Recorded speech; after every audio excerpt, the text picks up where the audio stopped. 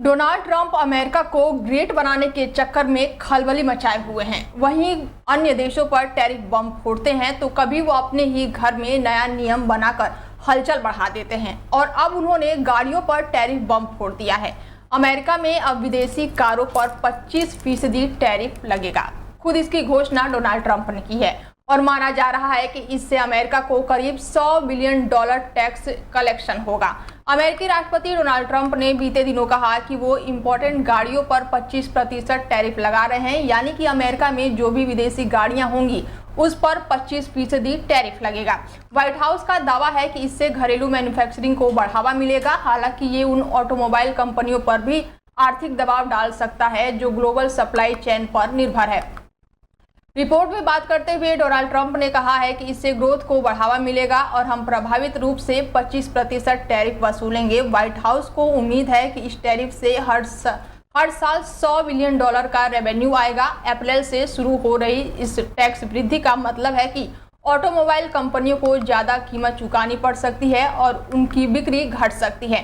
हालांकि ट्रंप का तर्क है कि वो टैरिफ से अमेरिका में ज्यादा फैक्ट्रियां खुलेंगी और उनके हिसाब से जो बेतुकी सप्लाई चेन है उसका अंत होगा। What we're going to be doing is a 25% tariff on all cars that are not made in the United States. If they're made in the United States, there's absolutely no tariff. We start off with a 2.5% base, which is what we were at, and we go to 25%.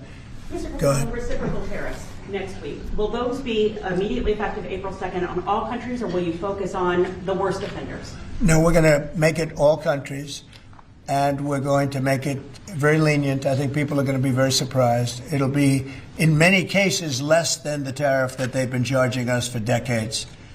So I think people are going to be very, very surprised. Why is that? On these auto tariffs, I think they'll be pleasantly surprised. I don't know. I think we're trying to keep it somewhat conservative. Delhi में प्रचंड जीत दर्ज करने के बाद से अब BJP की नजर बंगाल पर है। इसके लिए पार्टी ने कमर कस ली है और इसका सबूत केंद्रीय गृह मंत्री अमित शाह का ताजा बयान है। दरअसल उन्होंने लोकसभा में अपने संबोधन के दौरान पश्चिमी बंगाल को लेकर एक बड़ा दावा कर दिया है। लोकसभा सदस्य शाह ने जोर देकर कहा है कि पश्चिम बंगाल में जो अब बीजेपी की सरकार बनने वाली है, इससे पहले दिल्ली की ओर भी यही दावा करके बीजेपी ने आम आदमी पार्टी से दिल्ली की कुर्सी छीन ली और ऐसे में बीजेपी ने बंगाल को लेकर भी तैयारी शुरू कर दी है। केंद्रीय गृह मंत्री अमित शाह ने बीते दिनों लोकसभा में त्रिभुवन सहकारी विश्वविद्यालय विधेयक 2025 पर हुई चर्चा का जवाब दिया, जिसके बाद से उन्होंने ये बड़ी हुंकार भर दी है। मान्यवर नरेंद्र मोदी सरकार 2004 में भाजपा के नेतृत्व में एनडीए की सरकार बनी और ये 10 साल का कालखंड इस देश के गरीबों के लिए जब भी देश का इतिहास लिखा जाएगा स्वर्णिम अक्षर से लिखा जाएगा।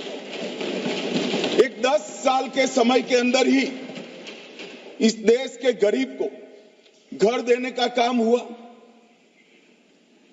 शौचालय देने का काम हुआ, पीने के पानी देने का प्रयास हुआ, 5 किलो अनाज उसको मुफ्त में दिया गया।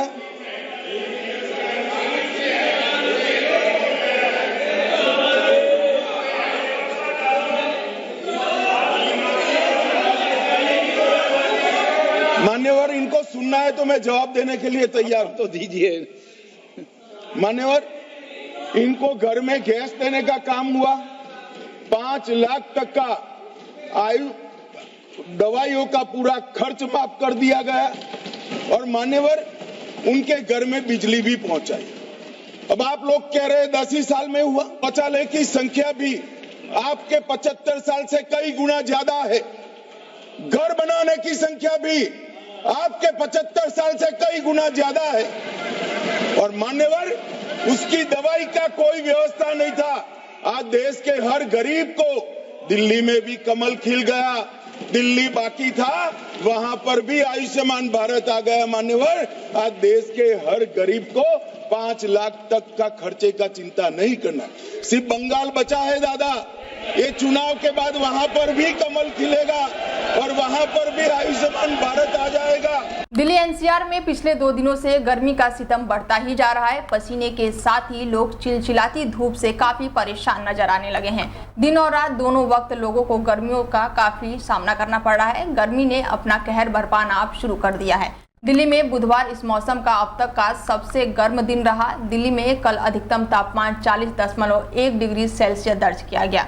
मार्च में ही तापमान 40 डिग्री के पार पहुंच गया है, जो दिल्ली वासियों के लिए चिंता का विषय है। मौसम विभाग के अनुसार भीषण गर्मी के बीच आज भी अधिकतम तापमान 40 डिग्री तक रह सकता है। वहीं न्यूनतम तापमान 18 डिग्री सेल्सियस के आसपास रह सकता है। मौसम विज्ञान ने आगामी दिनों में लू चलने की संभावना भी जताई है। लू तब चलती है जब मौसम केंद्र का अधिकतम तापमान मैदानी इलाकों में 40 डिग्री सेल्सियस और तटीय इलाकों में 37 डिग्री और पहाड़ी इलाकों में 30 डिग्री सेल्सियस तक पहुंच जाता है। चूंकि दिल्ली में तापमान इस समय 40 डिग्री सेल्सियस पहुंच गया है, तो आने वाले दिनों में लू भी चल सकती है। दिल्ली वासी अप्रैल महीने में ही लू के प्रकोप का सामना करेंगे और इस समय दिल्ली के अलग अलग हिस्सों में मौसम में बदलाव देखा जा रहा है। उत्तर भारत में गर्मी भी शुरू हो गई है। दिन में तापमान 35 डिग्री के पार जा चुका है। दिल्ली में मार्च से ही भीषण गर्मी पड़ने लगी है। आईएमडी के अनुसार आने वाले 2 दिनों तक दिल्ली में तापमान और बढ़ेगा और इसके बाद से हवाएं तेज होंगी और तापमान में 2 से 3 डिग्री तक की गिरावट आ सकती है। दिल्ली और आसपास के इलाकों में 27 मार्च यानी कि गुरुवार को तापमान 40 डिग्री सेल्सियस तक पहुंच सकता है। हवाएं धीमी रहने के कारण गर्मी अधिक महसूस होगी। सुबह हल्की धुंध रह सकती है, लेकिन दिन में तेज धूप निकलेगी। मौसम विभाग ने उत्तर प्रदेश के लिए भी अलर्ट जारी किया है। मौसम विभाग के अनुसार उत्तर प्रदेश में दिन में तेज धूप खिलेगी, जबकि तापमान में भी वृद्धि देखी जाएगी। यूपी के लगभग सभी जिलों में तापमान 30 डिग्री के पार पहुंच गया है। वहीं जम्मू कश्मीर, लद्दाख और उत्तराखंड के कुछ इलाकों में बारिश की संभावना जताई जा रही है।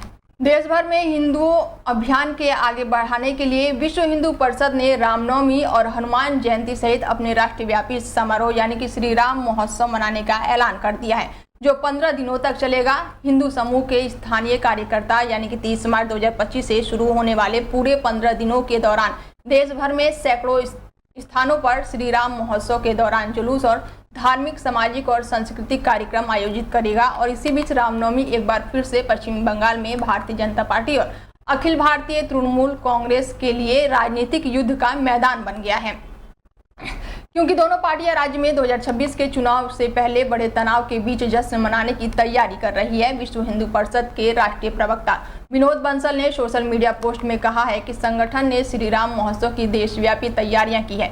विश्व हिंदू परिषद और बजरंग दल श्री राम नवमी और श्री हनुमान जयंती महोत्सव के अलावा श्री राम महोत्सव के पूरे 15 दिन के दौरान देश भर में सैकड़ों स्थानों पर शोभा यात्रा और धार्मिक, सामाजिक और सांस्कृतिक कार्यक्रम आयोजित करेगा। स्थानीय कार्यकर्ता अपने अपने स्थानों पर वहां की लोक परंपरा के अनुसार पूरी भव्य और दिव्यता के साथ कार्यक्रम का आयोजन करें। विनोद बंसल का कहना है कि श्री राम भक्त, श्री हनुमान भक्त एवं भारतीय भक्तों से गुजारिश है कि इन सभी कार्यक्रमों में उत्साहपूर्वक हिस्सा लें और धार्मिक और साथ ही राष्ट्रीय जागरण के इस पावन कार्य पे अपनी शुभ आहुति दें। केंद्र सरकार ने बीते दिनों दिल्ली उच्च न्यायालय को सूचित किया है कि कांग्रेस नेता राहुल गांधी की भारतीय नागरिकता का मुद्दा गृह मंत्रालय के सक्षम विचाराधीन है। केंद्र के वकील की दलील पर गौर करते हुए मुख्य न्यायाधीश DK उपाध्याय और साथ ही न्यायमूर्ति तुषार राव की पीठ ने मामले की सुनवाई 28 मई तक के लिए टाल दी है।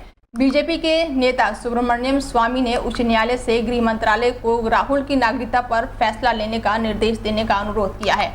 अतिरिक्त महाअधिवक्ता चेतन शर्मा ने उच्च न्यायालय से कहा कि मामला विचाराधीन है। पीठ को यह भी बताया गया है कि इलाहाबाद उच्च न्यायालय जो इसी तरह की एक याचिका पर सुनवाई कर रहा है, गृह मंत्रालय की कार्रवाई के परिणाम से अवगत कराने के लिए हाल ही में 4 हफ्ते का समय दिया गया है।